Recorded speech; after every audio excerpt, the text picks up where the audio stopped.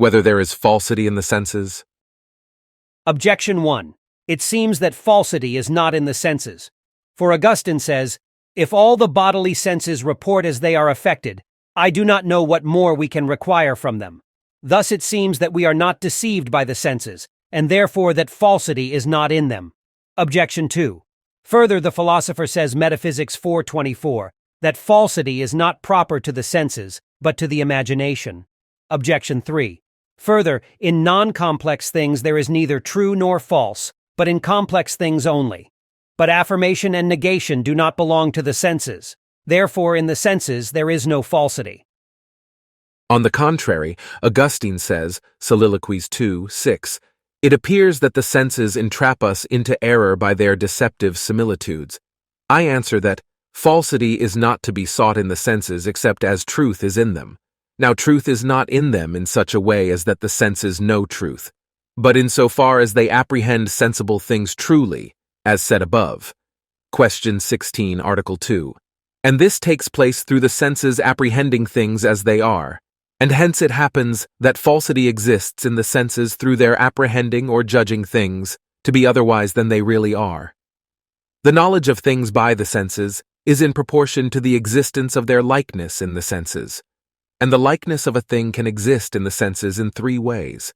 In the first way, primarily and of its own nature, as in sight, there is the likeness of colors and of other sensible objects proper to it.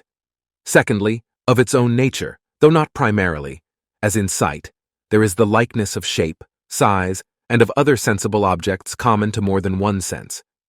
Thirdly, neither primarily nor of its own nature, but accidentally, as in sight, there is the likeness of a man, not as man, but in so far as it is accidental to the colored object to be a man.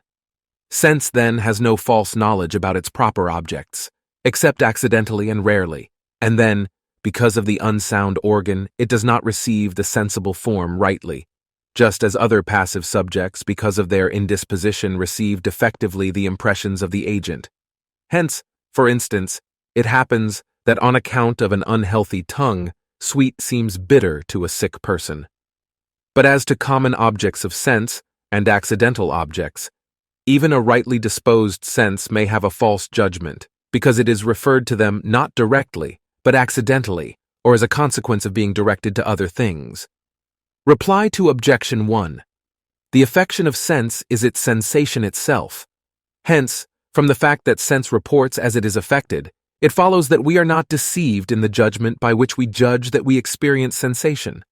Since, however, sense is sometimes affected erroneously of that object, it follows that it sometimes reports erroneously of that object, and thus we are deceived by sense about the object, but not about the fact of sensation. Reply to Objection 2. Falsity is said not to be proper to sense, since sense is not deceived as to its proper object. Hence, in another translation it is said more plainly, sense about its proper object is never false.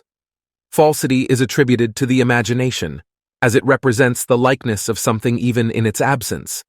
Hence, when anyone perceives the likeness of a thing as if it were the thing itself, falsity results from such an apprehension.